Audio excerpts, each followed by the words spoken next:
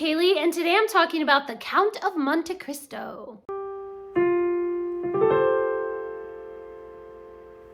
I recently reread The Count of Monte Cristo as part of this year's goal to reread my favorite classics and find out, are they really still my favorites? So this time, rereading The Count of Monte Cristo, it's definitely still a favorite, but I think this reread might have put it a little farther down the list. There were just a few scenes where I remembered, oh yeah, I remember now I hated this scene. Or, oh yeah, I remember now that I didn't like that one part of this character. So I guess maybe my memory of it was a little bit through rose-colored glasses, and then this time rereading it, I remembered, oh yeah, there's this and this that I actually didn't like. But most of it, I'd say like 98% of the book, I still super loved. So, you know, it's still definitely a favorite. Before we dive into all the things that I love about The Count of Monte Cristo, I'm gonna reach back here to our Booktuber Shoutout book, and we're gonna shout out somebody randomly. Today's shout out goes to Cozy Reader Kelly. I will leave a link to their channel in the description. Be sure to go over and subscribe to them. And if you haven't already, please do subscribe to this channel and give this video a thumbs up if you love The Count of Monte Cristo like I do. And be sure to follow me over on Goodreads and Instagram and Storygraph and all the places. In The Count of Monte Cristo, Edmond Dantes is wrongfully imprisoned when he is betrayed by three men. Fernand, his rival for the beautiful Mercedes, denounces Dantes to the governor as a Bonapartist spy. And Danglars, his rival for the promotion on board their ship, pens the letter to the local police. And he delivers it with evidence of secret letters on Dantes' person. And the judge, Villefort, suppresses the true evidence of Dantes' innocence, and he denies Dantes a fair trial. Years later, Dantes escapes prison and begins to plot his revenge.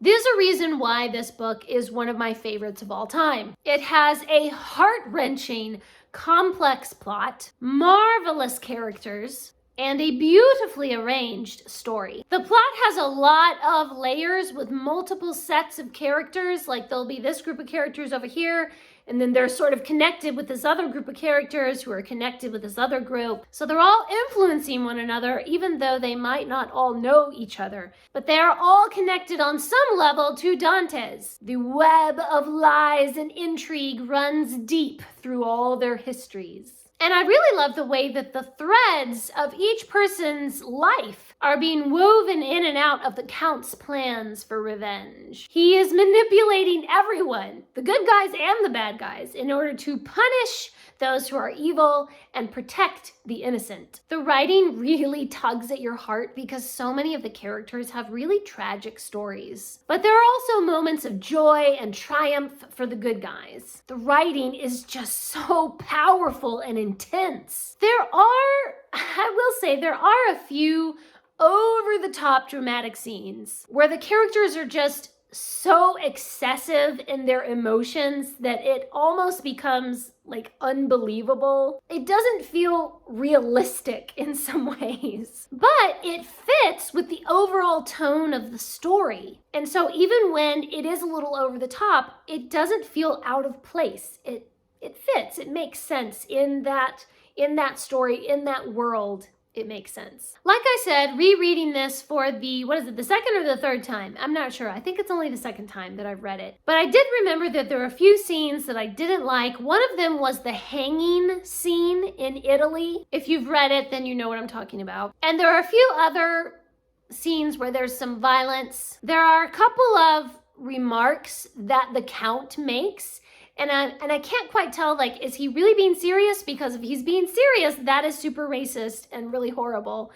or it's sexist or something. But when you look at the scene overall, I think that you can tell that he's manipulating the person he's talking to. So he's saying these racist or sexist remarks in order to goad this person, or in order to gain their confidence, or something. Like, I don't think those are actually ideas or attitudes that he has himself. It appears to be things that he's saying in order to manipulate someone. So I kind of don't mind those because I can see where it has a place in the overall plot and the machinations that are going on. However, those few little things, and I mean, it's just like one or two things, it's not that much. Those few little things that I don't like are just overshadowed by the rest of the wonderful story. So it does not ruin my enjoyment of the story at all. I really love the different characters and their story arcs. Even the bad guys are interesting because they're just so complex and so believable. You can really see how their actions led them into doing evil for these particular motivations, and it all makes perfect sense. And then you can see how that same greedy and selfish behavior eventually leads to their ruin when the Count finally manipulates events so that their evil hearts are made known. And I love the good guys. They are thoroughly good and brave and generous. And I love how each person who is innocent, who is a good person,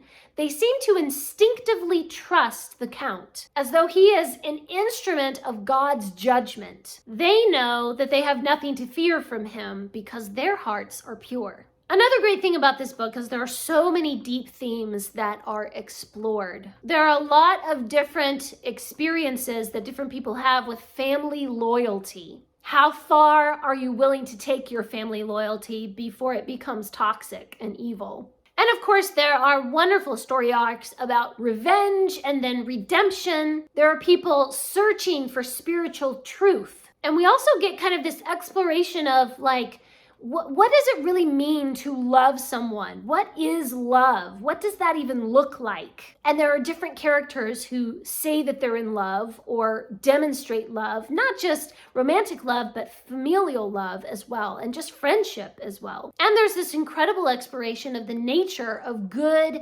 versus evil that resides in every human heart. The good guys and the bad guys really have to end up examining themselves and discovering, are they worthy? This book is just so incredible. It's so epic in its scope.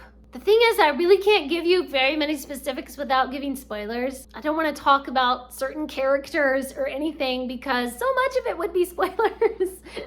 I really love both the intricacies, the little details in the story, and the overall, just the huge perspective of the story as well. So leave me a comment and let me know, have you read Count of Monte Cristo? Have you read other works by Dumas? Is Count of Monte Cristo one of your favorites? Or have you never read it and you feel a little bit intimidated by the length because it is over 1,000 pages long? I will say that it goes by quick.